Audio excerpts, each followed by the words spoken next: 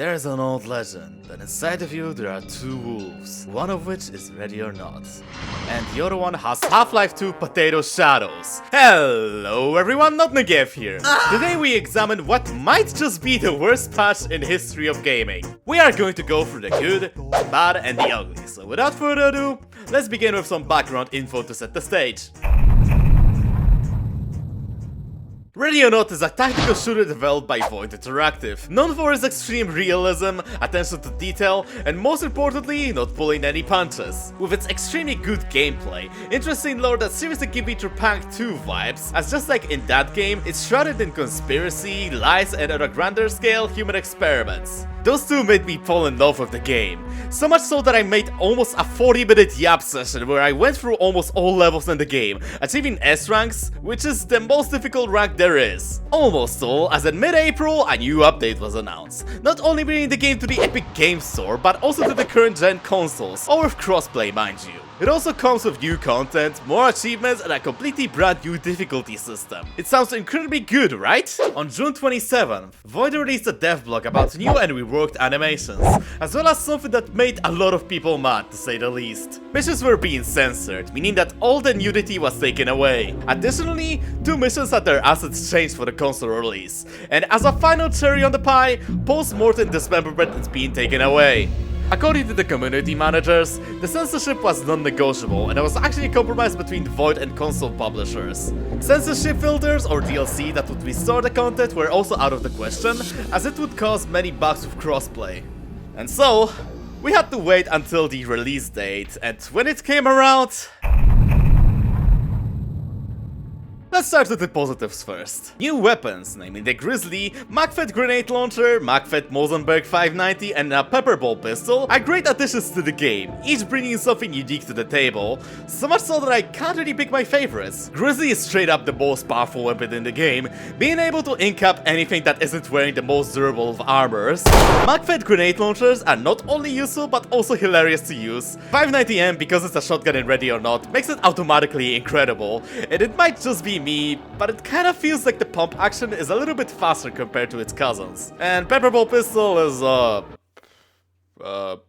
certainly one of the weapons of all time, I guess. Two new maps are also pretty neat. Hunger Strike takes place in a border restaurant where Los Locos and some other gangs were meeting up. Eventually, the situation went out of control and they're starting blasting at each other, and it's up to us to bring order to the chaos. Gameplay-wise, Hunger Strike is a mix between Thank You Come Again and Grease Palms, as it features really big and open spaces, as well as a restaurant reminiscent of both of the aforementioned maps. You get about 6 enemy gamers that all have highest level of armor. My only complaint about it is that they are wearing the same outfit as if they had no armor, so I get extremely bamboozled when I came armed with hollow point 9mm. The solution to this is simple, really. Replace all the models with those from Narcos. Does it really make sense lore-wise? Not really, no, but at least it makes sense gameplay-wise.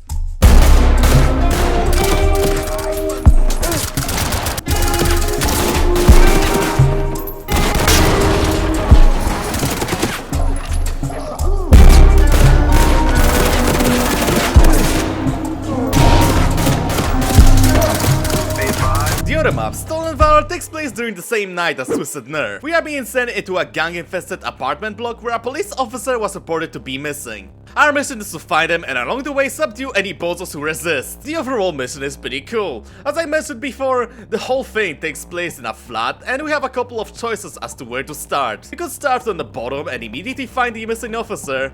We could start from the middle and die from more billion suspects rushing you in a moment's notice. Or we could start from the emergency fire exit and clear the building from top to bottom. Also kind of a missed opportunity here, as this debris could be easily removed, allowing us to start from the rooftop.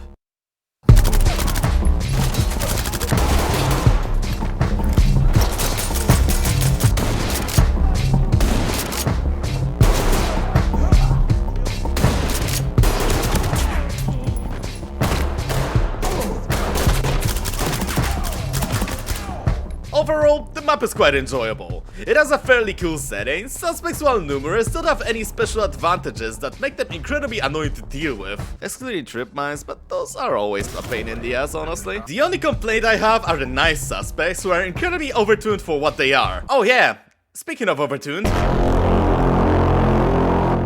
The closest analogy to Ready or Not's hard mode would be trying to beat Battletoads on your first go. Blindfolded. As usual, Void didn't really provide a lot of info about the actual changes to the behavior and AI, so we're gonna go through them one by one. Firstly, the cap for the maximum damage you can take in one hit rose from 70 to 80, meaning that if you are very unlucky, you could get 2-tapped. The firing speed of the suspects has also been increased, with the worst offender being the rifle class, as their fire rate has been increased by 50%, which makes most of the guns fire faster than MG42. All with increased accuracy, mind you. There's also a feature of these maps, where suspects switch to semi-auto if they are far away from you, enabling them to hit you more accurately. From my testing, it appears as a flag applied to not loadouts, but all suspects on the map. As such, this behavior is sometimes performed by unattended suspects, most glaringly seen in 3-letter triad, where pirates can snipe you with Simo high accuracy. Finally, the reaction time has been decreased to 50 milliseconds, which means they are about 200 milliseconds faster than an average human. Secondly, the non-lethal equipment effectiveness has been nerfed. Stun duration from the taser, stinger, and flashbangs are cut in half, beanbag stun went down from 3 seconds to 1.5 seconds, and don't even think about using any sort of pepper ball guns, because you have to hit suspects 6 times with pepper balls before they got stunned. Not to mention gas in general, because they need to be in an extremely small radius of the cloud for 4 full seconds before their morale drains. Across all maps, health pool of the bad guys has been increased, making 9mm completely obsolete in my opinion, because counting in armor, you need at least 10 bullets to take down suspects. Well, unless you aim for the head, I guess. All the maps, excluding Thank You Come Again and Lethal Obsession, have at least one more suspect on the map. The most ridiculous case of this change is, as usual, 3-letter triad, where the number of the suspects has been increased from 24 to 28. Also, Elephant, Rust Belt, and Dorms all have explosive traps, and since the father got their flashbangs upgraded with explosives, 2 of the maps with bombs have their timer lowered from 10 to 8 and from 30 to 20 respectively. Finally, just like Neon Tomb, Relapse now features suicide bombers to make it even more stressful. In conclusion, hard mode is extremely half-baked. I feel like Void was going for a mode similar to Blood's Extra Crispy, where it's intended for you to play in co-op rather than alone, as difficulty doesn't seem that bad in a stack of 5 players who are communicating with each other. Some mechanics, like the squad behavior, which entails that most of the time suspects will run towards you. By the way, this behavior is also turned on for the normal mode. Suicide bombers in Relapse or the semi-auto for the suspects on long range is pretty cool, but with nerfs to the equipment and overbuffed AI, I just cannot recommend to play this difficulty unless you and your friends have a death wish.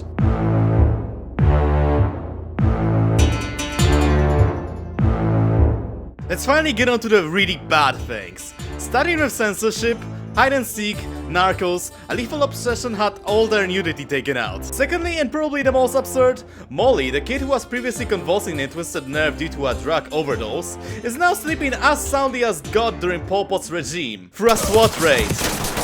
Assets on 23 megabytes per second were changed from pictures of minors to, a list of minors and a couple of server pictures. Quoting Void, it is to tie 23 megabits per second and sinuous trail better, but I don't know, I think having Mindjolt logo in the Discord chat of Milky Toast is enough of a connection for me. Anything else is kind of a using a sledgehammer for nails situation, you know? Valley of the Dolls has also been censored for consoles. As you probably know, the PC version of The Basement features the dark room where pictures of minors are being made. Well, all those pictures in the console version have been replaced with pictures of dolls. Yes, even the giant memorial. And I can't believe this whole time Amos Vol was secretly the CEO of Madame Alexander.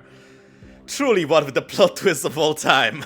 Finally, the post-mortem dismemberment has been disabled, which community went up in flames about, but then you remembered that the only guns that are capable of limb removal are backshot shotguns. And like 99% of the player base runs with some sort of an AR copy anyway, so it doesn't affect them at all.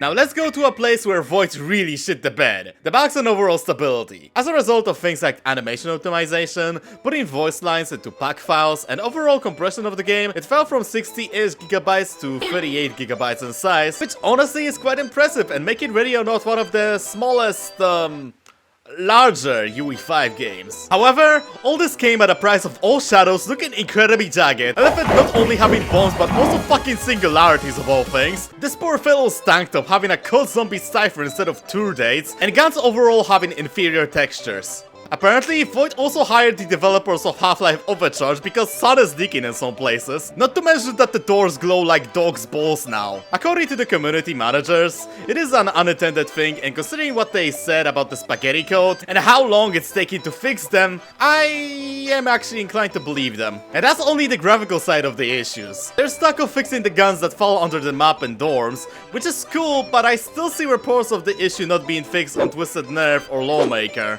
I'm a bit unsure if the limbo state of the suspects in Darkwater DLC was addressed either. At first glance, C2 cannot be placed on the door anymore, but as it turns out, its placement has been limited to only one place above the door handle for some reason. Suspects on a lethal obsession are now very prone to getting stuck in crawlways.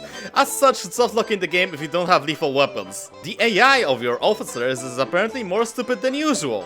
Again, apparently, because as you probably know from my previous video, I prefer to work alone. Regardless, it gets stuck on geometry, has troubles arresting suspects or civilians who have now a chance to spawn in an inaccessible area of the map, rendering it impossible to beat. Blood effects also seem to be toned down, but as usual, community manager assures that it's not intended. Oh yeah, there's also that weird fog on Neon Tomb. I don't know why it's here and if that's a graphical bug, but yeah. And I could go all day listing bugs like that, but I do not want this video to be that long, so instead we are just gonna move to...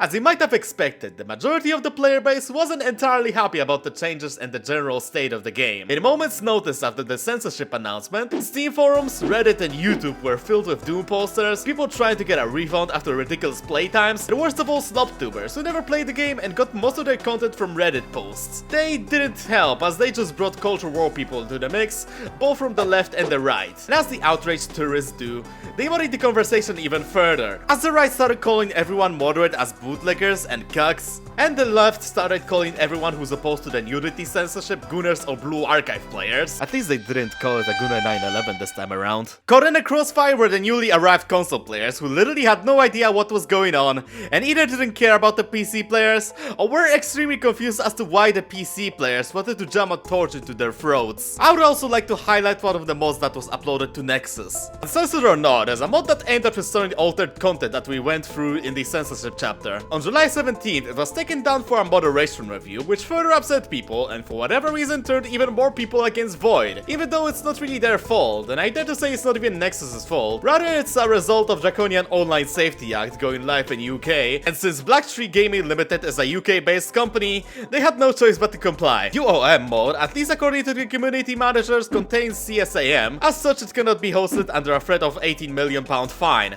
This was promptly ignored by most of the community members, just kept on re-uploading the mod onto Nexus over and over and over again, expecting a different result, that it will stay there. Truth is that none of the 9 re-uploads stayed for far too long because they are uploaded without original author's permission. That was also the reason why the mod was deleted off mod.io, not because of Australian government for once. All in all, at least the story has a good ending, as about a week after the takedown, the mod has been restored to Nexus mods in its slightly censored version, with the original version being available on mod.io, which didn't stop people from complaining that the Nexus's version has missing content.